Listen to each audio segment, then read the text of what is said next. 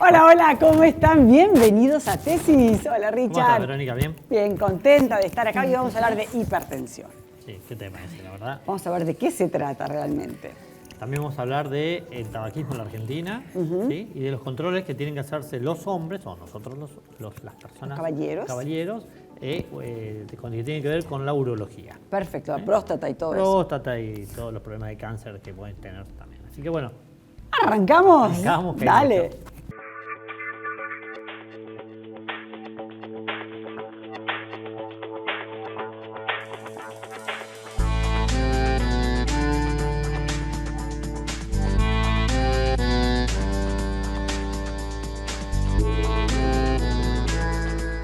Bueno, Verónica, acá estamos con el doctor Marcos Marín, él es presidente de la Sociedad Argentina de Hipertensión Arterial. ¿Cómo estás, Marcos? ¿Qué tal? Buenos días, Verónica. Buenos Buenos días, días, Ricardo. Marcos. Placer Bueno, de estar con hablar ustedes. de hipertensión arterial. ¿Qué es en realidad? ¿Qué es la hipertensión arterial? Bueno, hay muchas maneras de definirlo. Lo primero es un aumento de la presión por dentro del circuito de las arterias. La sangre circula con una determinada presión. Y esa presión depende básicamente de dos variables, de la cantidad de sangre que llega al corazón y de la resistencia de las arterias. Entonces, cuando ese nivel de presión está por encima de unos valores que determinamos como normales, 130-80, 140-90, hablamos de hipertensión arterial. Y eso tiene un gran impacto a nivel de la salud cardiovascular. Es decir, que una persona que tiene alterados esos valores tiene altos riesgos de padecer otro tipo de enfermedades. Es la primera causa de ACV, es la segunda causa de infarto, es la segunda causa de insuficiencia renal, de entrada a diálisis. Hoy sigue siendo la primera causa de muerte prematura y de discapacidad en la Argentina y en el mundo. Con lo cual, el problema más serio que tenemos es que es una enfermedad que es muy prevalente. Prácticamente una de cada 3 personas mayores de 18 años tiene hipertensión arterial y mucha gente no lo sabe. Casi el 40% de las personas que son hipertensas no lo saben. Y los otros que sí lo saben, ¿sí? Si bien están tratados, no están controlados. Entonces tenemos un problema muy serio, que de cada 10 pacientes hipertensos, solamente 2 están bien tratados y controlados. Por eso, en países en donde estos números son diferentes, donde hay mejor control, son mucho mejores. La hipertensión no es la primera causa de muerte prematura. A ver, cuando vos decís ACV, por ejemplo, Sí. ¿es en el cerebro, en la parte de la cabeza? Es el accidente cerebrovascular, es lo que mucha gente tuvo un ataque cerebral. Un derrame, lo que dicen. Un derrame cerebral, puede ser por un infarto, porque se tapó una arteria, o porque una arteria se rompió y ocasionó una hemorragia. Y depende de distintas partes del cuerpo, se denomina un infarto al corazón o un problema en las piernas. Sí, digamos, en principio, el problema más serio es el problema del accidente cerebrovascular o ataque cerebral, que puede ser dos modalidades, o por falta de irrigación o por hemorragia. Habitualmente es por falta de irrigación, es un infarto cerebral. Y en segundo lugar ya son los problemas cardíacos. Es la segunda causa del infarto agudo de miocardio, luego del aumento del colesterol malo, ¿sí? ¿Y cuánto tiempo tengo yo alterado esos valores como para que tener algún síntoma más grave, diríamos? Es que no podemos esperar el síntoma. Por ahí el síntoma es el ACV o es el infarto. Esto es una enfermedad que se diagnostica muy fácil simplemente midiendo la presión arterial. Claro, pero no necesitas mucha tecnología. O sea que, espera, a ver, yo me empiezo a sentir algo raro. No. Tengo que ir a medirme, voy a la farmacia, paso y digo, ¿sabes qué? Hoy te voy a visitar, Richard, Verónica, ¿a partir yo de te qué tengo edad? que preguntar, Sí. ¿cuándo fue la última vez que te tomaron la presión? La verdad. La verdad, creo que el último embarazo habrá sido cuando tuve claro. el último bebé. Claro. La verdad Bueno, que lo ideal nunca sería más. una vez al año una persona... Una vez al año, todo médico, si fuiste a un médico, un ginecólogo, te debería tomar la presión arterial. ¿Por qué? Porque estamos hablando de la enfermedad más prevalente. Nunca en ginecología me tomaron la... Ya tenés algo para decirle a tu ginecólogo.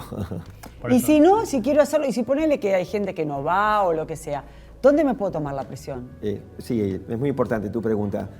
Lo más importante, lo primero es que cuando uno va al médico debería tomarse la presión arterial. Ahora, si los médicos no se la miden, vos te podés medir la presión en las farmacias. De hecho, hoy tenemos una red de farmacias de la Confederación Farmacéutica que están acompañando a la Sociedad Argentina de Hipertensión Arterial en una campaña que venimos haciendo ya desde hace 6 años que se llama Conoce y controla tu presión arterial. ¿sí? Son los dos problemas más serios que tenemos, la falta de conocimiento y la falta de control. En cualquier farmacia de la red COFA te van a tomar la presión arterial con una buena técnica, porque hemos hecho de alguna manera un convenio para que la farmacia se tome la presión arterial bien, con un aparato validado, por duplicado, eso es muy importante. Si no lo haces en la farmacia, lo puedes hacer en tu casa, con un aparato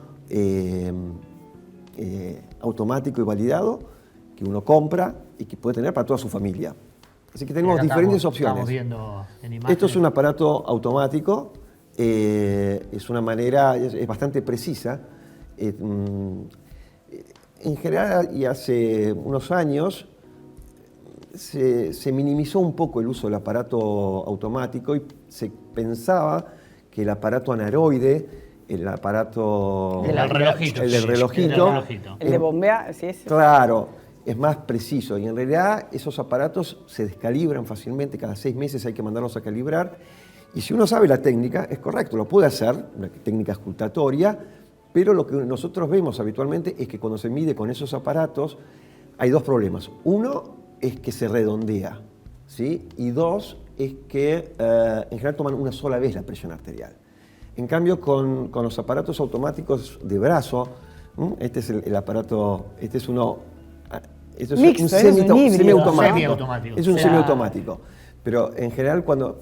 Esto tampoco es correcto lo que está haciendo esta persona, porque por un lado se está insuflando con una mano y por ahí con la otra está midiendo la presión. En realidad tiene que estar en reposo. Por eso aconsejamos los aparatos automáticos. Apretás un botón y se acabó. ¿Sí? ¿Y qué tiene que hacer un paciente, diríamos, que tiene alterados los valores? Obviamente consultar al médico. Toda persona que tiene valores cercanos a 14,9, a 140/90, debería consultar con un médico. Porque ahí, digamos, como yo les comentaba al principio, la presión varía con cada latido cardíaco. Por eso la importancia de tener varias mediciones de la presión arterial, ¿sí? Y cuando dicen 140... 90, uno no entiende bien. Dice, tengo tanto. Y dices, ¿y? Bueno, o sea, son 2 ese presiones. gap, esa ventana que te queda es lo que... No, son 2 presiones. Por un lado es la presión sistólica, la presión que ejerce el corazón, ¿sí? O sea, para que la sangre circule tiene que tener una diferencia de presión, no puede tener una presión estable. Entonces, esa presión está dada por la presión máxima o sistólica, 140 por ejemplo, y 90. Estamos hablando de los valores límites. Pero un latido puede tener 142/92 y otro latido puede tener 140/88 y el otro puede ser 136/84. Entonces, ¿a cuál le creemos de los 3? Y ahí es la importancia de tener varias mediciones, ¿sí? Y ahí tenemos valores límites para el consultorio y valores límites para una medición fuera del consultorio, ya sea por un monitoreo ambulatorio de 24 horas, por un monitoreo domiciliario o por lo que se tome en la farmacia, por ejemplo. Que los valores ahí ya no deberían ser 14,9, 140/90, sino que tendrían que ser valores un poco más bajos. Por ejemplo, 135/85. O sea, eso es más complejo, pero el diagnóstico es sencillo, es medirse la presión, nada más. Perfecto. Y ese creo que te tiene que ¿Y dar es eso, muy digamos? costoso? ¿Cómo es el tema? ¿Es más costoso hacerlo en la farmacia que hacerlo con un médico? No, el médico lo debería hacer en la consulta. El médico es obligatorio y no te lo va a cobrar. Por eso, como no lo hace por ahí, o por el paciente que pues, no está yendo a la consulta médica y quiere tomarse una farmacia, no, es un valor de 200 pesos, no es nada. No, pero está bueno saber también porque hay mucha gente que dice, bueno, a lo mejor me sale caro, me sale como una consulta al médico y a lo mejor es mucho más barato. No, siempre es más barato prevenir sabiendo los valores de presión que tenemos. Yo creo que el mensaje que tenemos que dejar es que toda persona debería conocer sus niveles de presión arterial por lo menos una vez al año. Mucho más si tu papá, si tu mamá, si tu abuelo fueron hipertensos. Perfecto. Muchísimo más. Perfecto. Muy Bueno, Marco, bien. muchísimas gracias. No, por Marco. favor, gracias a ustedes. Vamos a ver. Dale. Bueno, Richard, estamos acá con Gonzalo Vitaliano, él es urooncólogo. Vamos a hablar sobre los controles que deben hacerse los caballeros para evitar algún tipo de problema. ¿Qué tal, Doc? ¿Cómo estás? Muy bien, muchas gracias por invitarme. Muchas gracias por venir. Bueno, ¿cuál sería el riesgo de lo que tiene que ver con la urología y el cáncer para los hombres? Bueno, mira, tenemos que saber que la prevalencia del cáncer de próstata es importante. Entonces, 1 de cada 6 a 8 hombres puede tener cáncer de próstata. Ahora, no quiere decir que vaya a morir de ese tumor. Pero claro está que se tiene que controlar, porque la prevalencia es muy importante. Ok, ¿qué sería? Perdón, ¿no? No. ¿Qué sería el cáncer de próstata? Bueno, el cáncer de próstata, algunos mencionan que hasta es la evolución natural de la glándula, porque si nosotros vemos en las autopsias de pacientes de 90, 95 años, casi todos tienen un foco de cáncer de próstata. Entonces, se habla muchas veces de que el envejecimiento natural de la glándula conlleva la malignización. Ahora, ¿qué pasa? Si esto ocurre en una etapa de la vida donde uno tiene muchas más probabilidades de morir de otra cosa, no pasa nada. Pero si esta malignización comienza temprano, bueno, justamente es lo que nosotros como urólogos queremos diagnosticar de forma precoz para poder tratar. ¿Y cómo son el diagnóstico en el sentido de cada cuánto, a qué edad hay que empezar el hombre a hacer estos controles? ¿Cómo se controla? Perfecto. En general, nosotros tenemos que entender que si el paciente tiene historia de enfermedades glandulares en la familia, o sea, una madre con cáncer de ovario, cáncer de mama, o obviamente un padre, un tío, un abuelo con cáncer de próstata, ese control tiene que hacerse mucho antes, a los 45 años. Si no, lo que se estipula, lo estándar, es comenzar a los 50 años con estos controles. ¿Y los controles son de laboratorio o son de diagnóstico semiológico? Ambos. Los dos. Lo principal es la consulta del urólogo, porque el urólogo va a adecuar el tipo de control que tiene que hacer con cada paciente. O sea, alguien que, por ejemplo, tiene en su familia estos antecedentes, va a hacer un control mucho más exhaustivo. Pero en esencia, lo que es el sacar sangre y lo que es el examen físico son primordiales. Y obviamente hay que cotejarlo también con una ecografía para poder medir otras cosas como el volumen de la glándula y demás. Y a ver, suponete que un señor de 30, 35, 40 años empieza a ver, o más grande, ¿no? Empieza a ver que la manera de hacer pipí cambia. ¿Eso es un factor a tener en cuenta o no? ¿O menos cantidad o tiene más ganas de ir más rápido, más cantidad de veces al baño, tomando la misma cantidad de líquido? Está muy buena la pregunta. Lo que tenemos que entender que el patrón miccional, o sea, cómo uno orina, va cambiando conforme la edad. Okay. Pero eso no está asociado al cáncer, sino a la hiperplasia prostática benigna. O sea, la próstata, que es una glándula, tiene posibilidad de crecer naturalmente, aumentar su tamaño y entonces obstruir y molestar la manera en que orinamos habitualmente y también de malignizarse. Ahora, no esperemos nosotros pensar que los síntomas del cáncer de próstata van a ser esos, sino que justamente es una enfermedad completamente asintomática hasta los estadios más avanzados, y lo que sí empezamos a notar que el paciente comienza a orinar distinto y cambia la frecuencia urinaria, las levantadas por noche, la excitancia, el tardar en empezar a orinar, eso está relacionado al aumento del volumen de la próstata, que es la hiperplasia prostática benigna.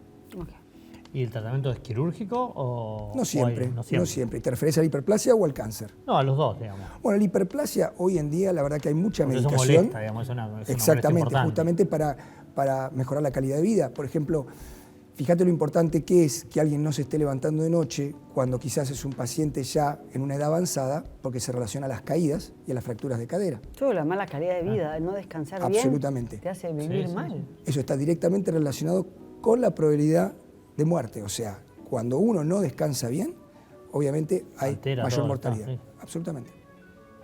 Y con respecto a la parte sexual, diríamos, cuando hay algún, no sé, por una cirugía, hay que extirpar, digamos, ¿trae consecuencias también al hombre la parte de la falta de la glándula? Está bueno que aclaremos esto porque hay una idea en la población de que si uno se trata su próstata, porque quizás tiene una hiperplasia prostática benigna, este crecimiento, va a tener una alteración en la calidad y en la función sexual. Y esto no es así.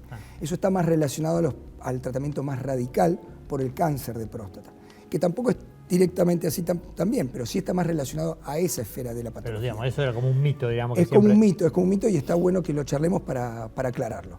Sí, no. No hay una relación directa en el tratamiento de la hiperplasia prostática benigna y la calidad de la función sexual.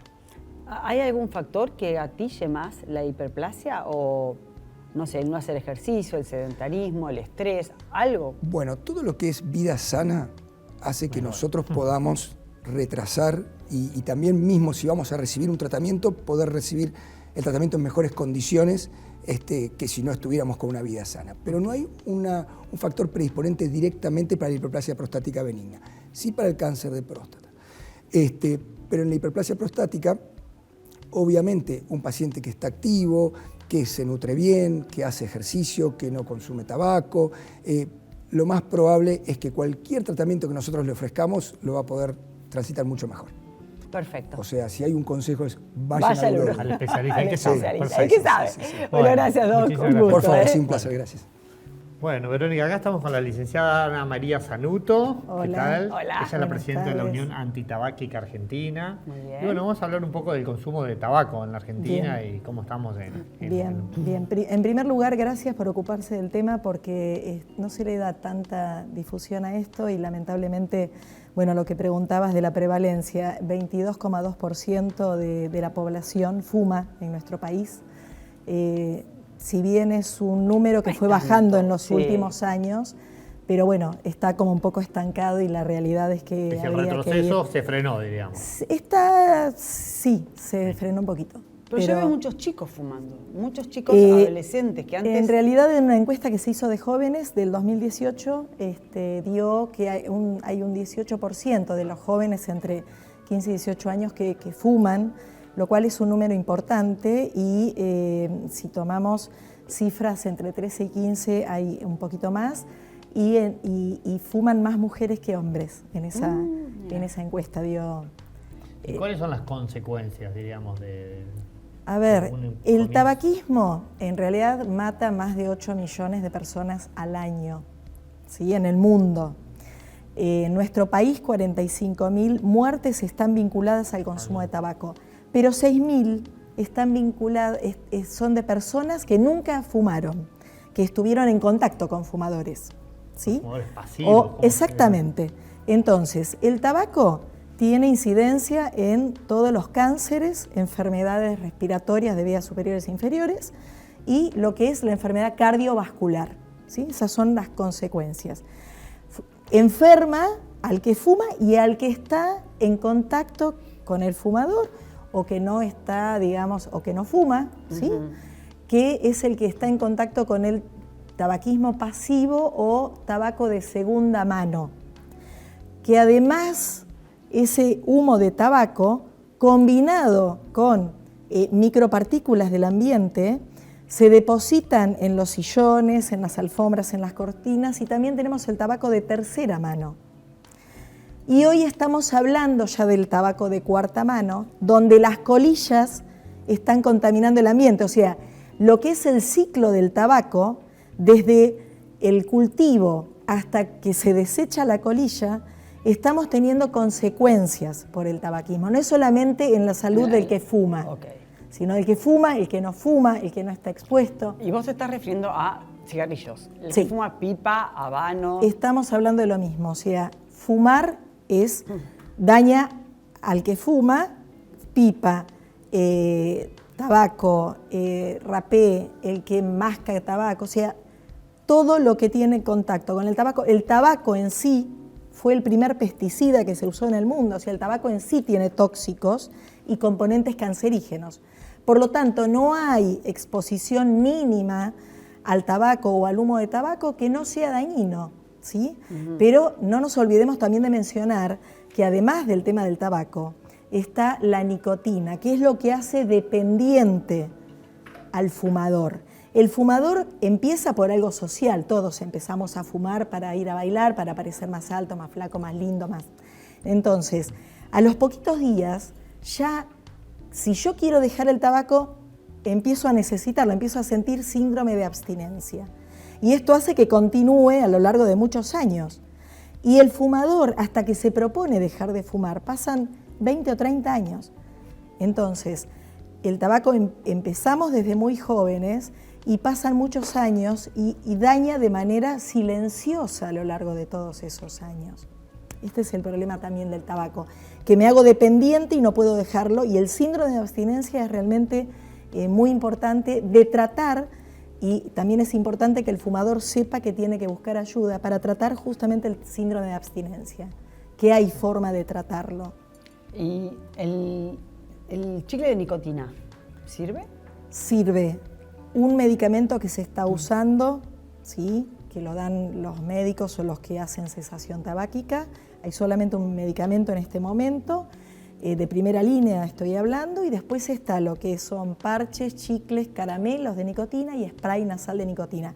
Eso es todo lo que tenemos en el país. En otros lados, como en Europa, hay también otro medicamento, otras cosas, pero lo que se llama medicación, tenemos solamente uno, que es el bupropión, hoy, y lo que se llama terapia de reemplazo nicotínico es esto que les menciono, sí, y que todo la abstinencia, diríamos, exactamente, exactamente. Es habitual. Y siempre le decimos al fumador, estás consumiendo nicotina también, pero estás no, perdiendo el hábito en niveles menores, homeopáticos, sí, si se quiere, que alcanza para que el paciente no tenga el síndrome de abstinencia, pero que a los receptores de nicotina, que son estos que nos piden la comida, la nicotina, lo dejamos más tranquilo, estén, digamos, adormeciéndose, por decirlo fácil. Bueno. Muchas gracias. A ustedes por ocuparse del tema. Ya gracias. Volvemos.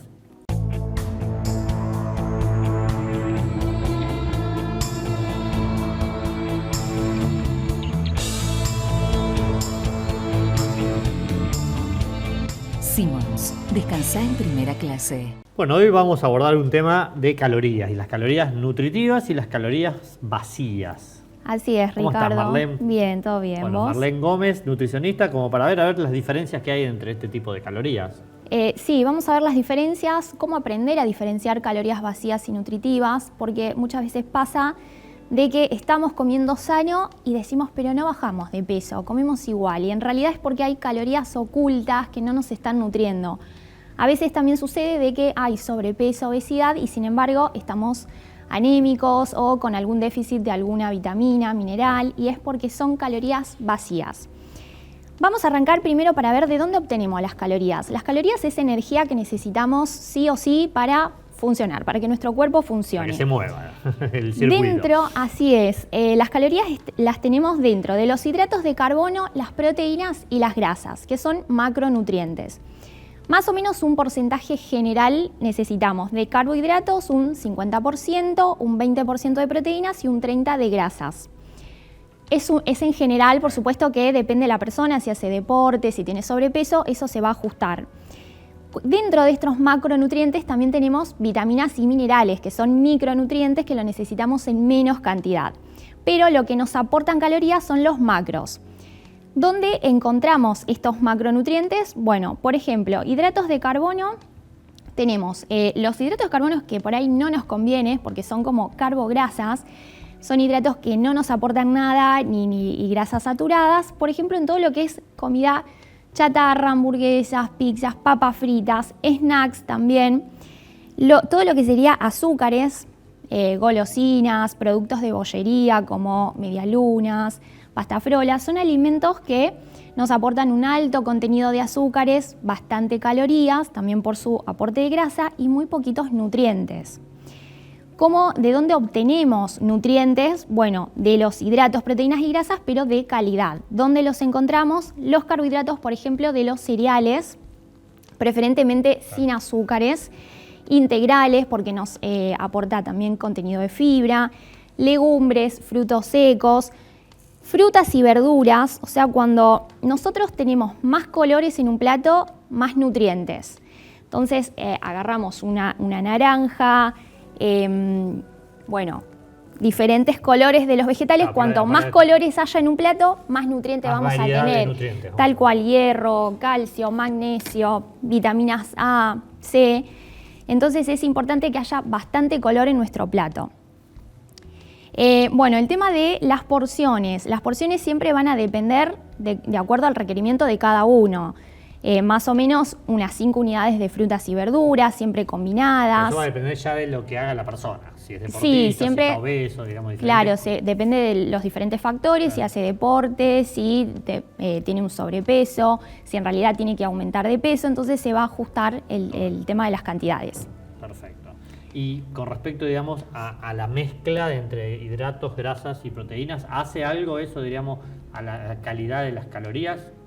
No, mientras haya combinación de los 3 macronutrientes es suficiente porque lo necesitamos durante todo el día. Entonces, a veces lo que sucede es que hacen dietas restrictivas y restringen carbohidratos o grasas. Entonces, ahí viene cuando hay, digamos, un problema porque hacen dietas a corto plazo, entonces se puede generar algún déficit. Por eso siempre es bueno este combinar, equilibrio, digamos, exactamente, de la combinación dentro sí. de calorías, obviamente, que sean nutritivas. Cuanto más calidad evitando tenga, las vacías. Las vacías, sí. O bien, bueno, tampoco restringir, tampoco no comerlo, evitar, pero digamos, sí, moderarlo de vez en cuando y no todos los días.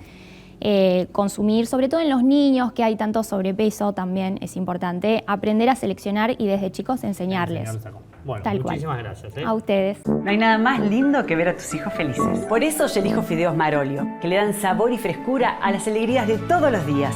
Espagueti, rigati, moños, tirabuzón. Mamá, te amo. Marolio, una de las marcas más elegidas por los argentinos. Buenísimo el programa, me encantó, como siempre. La verdad que Espectacular. sí. A cuidarse. Sí. El tema de controlarse la presión, vos fíjate, qué sencillo y primera causa de muerte. Una vez al año en la farmacia, la verdad que no cuesta nada. Está bueno, y toda la familia. Y la cesación tabáquica creo que también es importantísimo para calidad de vida de toda la población. Exactamente. Bueno, nos volvemos a encontrar en la próxima. Como siempre, gracias.